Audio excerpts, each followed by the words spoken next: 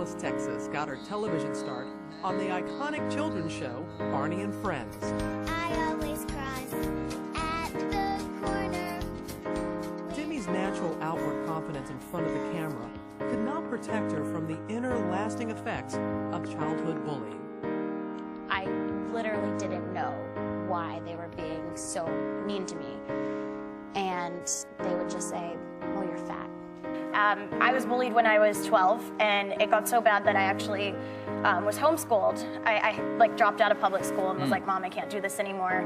And she was like, "Okay, I'll do whatever I need to do. We'll figure it out." And then a few months later, I developed an eating disorder. Throughout her childhood, Demi struggled with bulimia. Her family found professional help, but Demi was keeping a secret. She was cutting herself, intentionally self-mutilating her wrists. Do you remember the first time that you cut yourself? I was 11. What did you feel from it? It was a way of expressing my own shame of myself on my own body. And there were some times where my emotions were just so built up, I didn't know what to do. The only way that I could get instant gratification was through an immediate release on myself. There are a lot of people who feel, oh, you must be trying to kill yourself. Were you? I don't think that I was ever trying to kill myself, but I knew that if I had ever gone too far, that I wouldn't care. I need you to put that down. It would kill me, right? If I stuck this in my heart, it would kill me, right? You don't want to do that, Joey. Because there's drugs in here, I would die, right? Trust me. Look, I can help you. I'm not crazy. I know. I believe you. Everyone outside thinks you're crazy, but something's going on inside, and none of us understand. So we need to figure out what that is, and the only way we can do that is if you put that down and let me run some tests. Okay? You promise? Yes.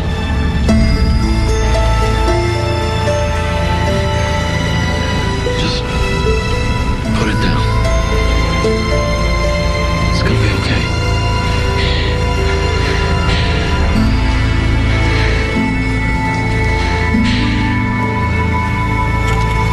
Good. That's good. I had no idea that I was even bipolar until I went into treatment. When I was 7 years old, I started having actually suicidal thoughts. Looking back, I'm like, okay, that makes sense. Like, I was bipolar. I was actually manic a lot of the times that I would take on workloads. And I would say, yes, I can do this, I can do this. But then I would come crashing down, and I would be more depressed than ever. Now, after 3 months of intense therapy, a new start. For the first time in my life, I started to feel. It was such a humbling experience to not just push your feelings aside and ignore them. I'm thankful now that I'm feeling, you know. Feeling and doing well.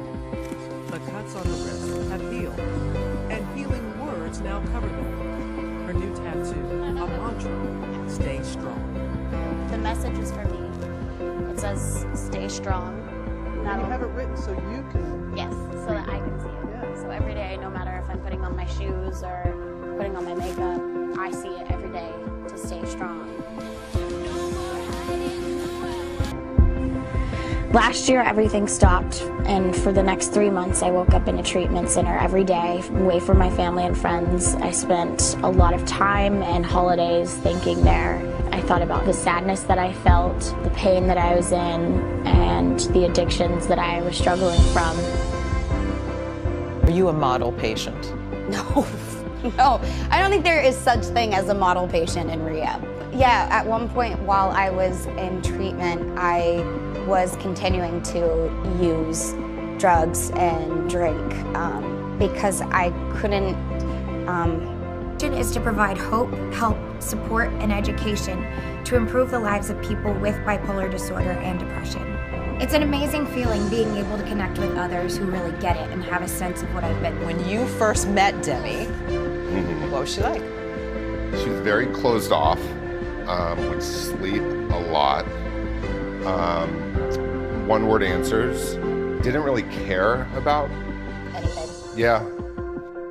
Bear's first move was to take away everything, including her freedom.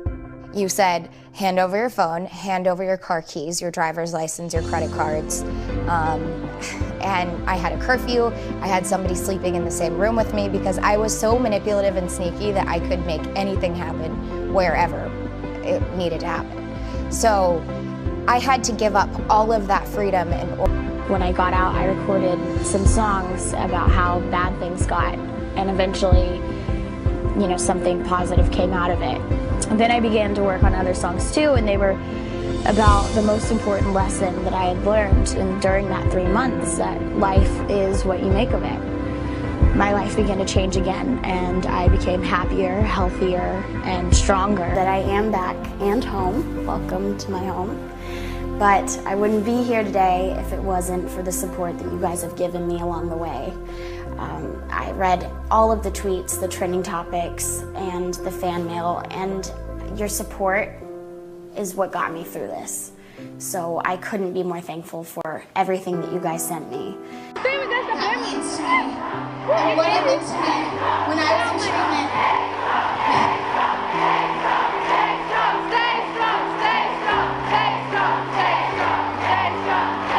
I'm staying strong because of you.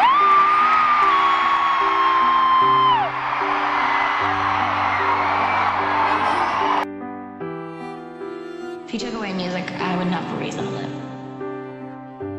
There's nothing like stepping on stage into a sold-out crowd of almost 16,000 people.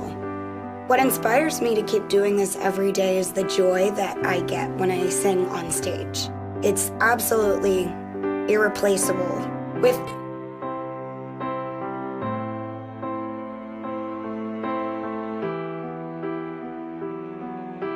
still facing these obstacles and these problems and getting through it the best way that I can. For me, it's something that represents something that I have. It doesn't represent who I am. I stand here today as proof that you can live a normal and empowered life with mental illness.